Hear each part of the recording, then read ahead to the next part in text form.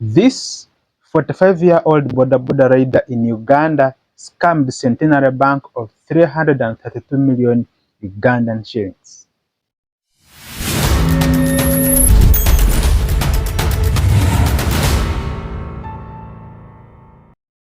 Now, this guy here, let's call him George Byaruhanga.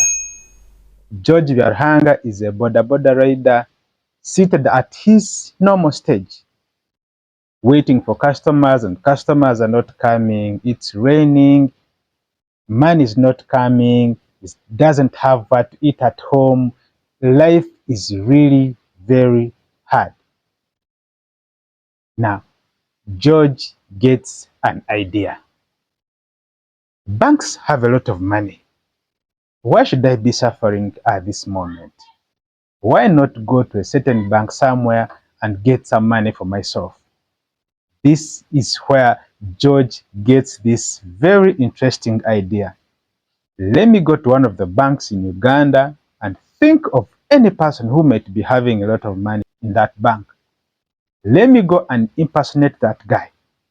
Maybe I'll get some money for myself. Now, Mr. George Byaruhanga gets this crazy idea of going to Centenary Bank. He doesn't just choose a normal Centenary Bank branch. He heads straight to this branch. Yes, this is Mapera building. It is the headquarters of Centenary Bank. It is the main branch. It is a bank that has all the security apparatus of the bank. George heads to this bank and heads straight to the customer service consultant and tells him that, hey, I want to change the biometrics of my account. And this time, George is very well prepared. He comes with a national ID in the names of Mr. Kintu Ronald. Mr. Kintu Ronald happens to be having an account with Centenary Bank at Mapera branch, the headquarters of Centenary Bank in the country. George came with a national ID. This national ID, I'm not sure whether it was fake or original, but the national ID was in the names of Mr. Kintu Ronald.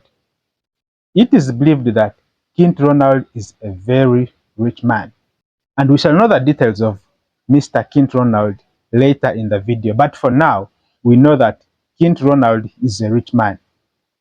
How Mr. George knew about how this guy is rich, we shall know it later also. But now, this time, George comes into this bank with a national ID that shows that he is Kintu Ronald. He asks the customer service consultant that, I want to change the biometrics of my account number. I guess since Kintu Ronald is a very rich man and a very good customer at this bank, Mr. George is very well received, given a seat, and probably given a juice to be taking as they work on him. He manages to successfully change the biometrics of the account number of Mr. Kintu Ronald. And at this time, George officially has the details of the account number of Mr. Kintu Ronald. In other words, he is now in charge of the account. When that is done, immediately Mr. George Byaruhanga goes to the counter and withdraws 50 million Uganda shillings from Mr. Kintu Ronald's account. Now, this is where it gets really interesting. Before Mr. George went into Centenary Bank, he had previously went to Exim Bank and opened an account there in the names of Mr. Ainembabazi Rogers. Mr. George is a very clever man. He went to Exim Bank and opened an account in the names of Mr. Ainembabazi Rogers. And in this case also, he presents himself with the details and the national identification card of Mr. Ainembabazi Ronald. And Exim Bank receives him as so. So at this time, we have three people in one person. We have Mr. George Byaruhanga, we have Mr. Kint Ronald, and Mr. Ainembabazi Rogers. Mr. George is moving in the pictures of all these people. So he goes to Exim Bank and opens an account and presents a national ID in the names of Rogers Ainembabazi. Remember, he went to Centenary Bank and changed the biometric details of Mr. Kint Ronald. And now he is Mr. George Byaruhanga, he is Kintu Ronald, and also he is Mr. Rogers Ainembabazi. What a very clever gentleman. Now, things are getting more and more interesting.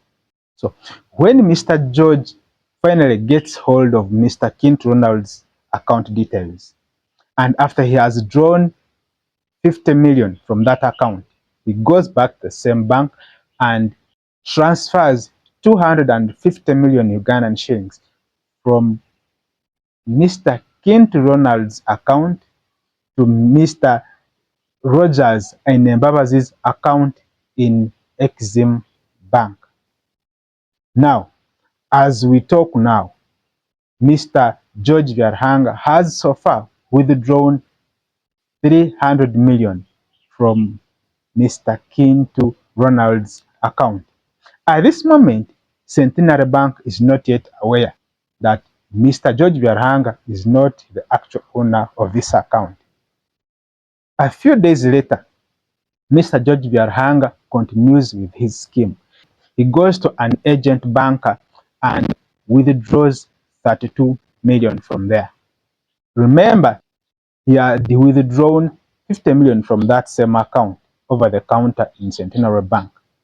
Later, he had transferred 250 million from that very same account to an account in the names of Ainembabazi Rogers with Exim Bank. Now he goes on and withdraws 32 million Ugandan shillings from the same account in the names of Kintu Ronald.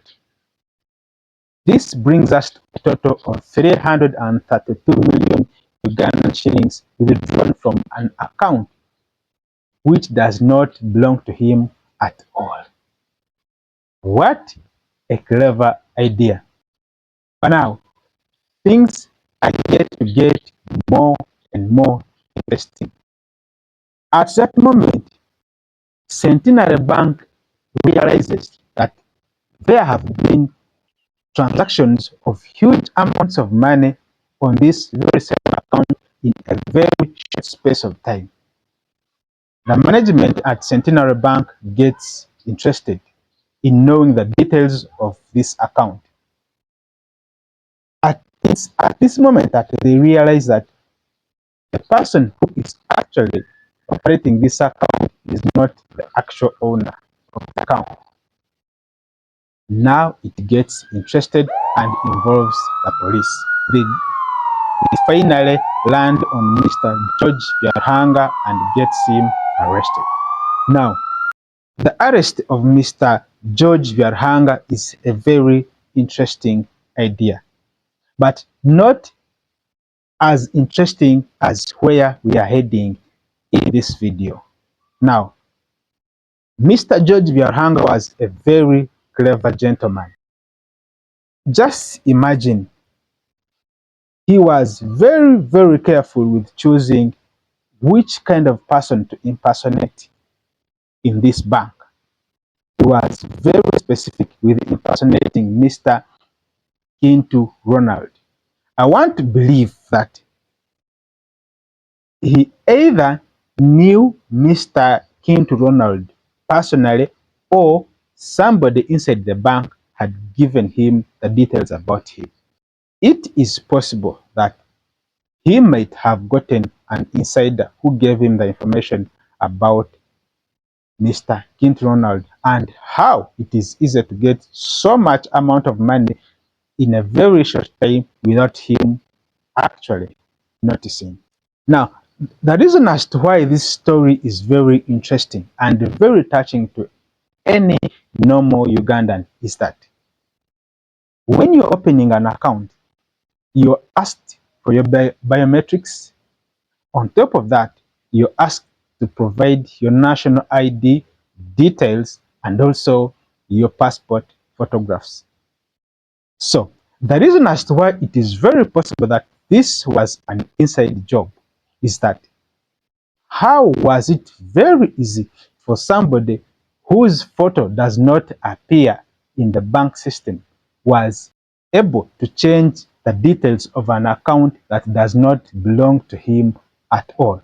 That was the side of Centenary Bank.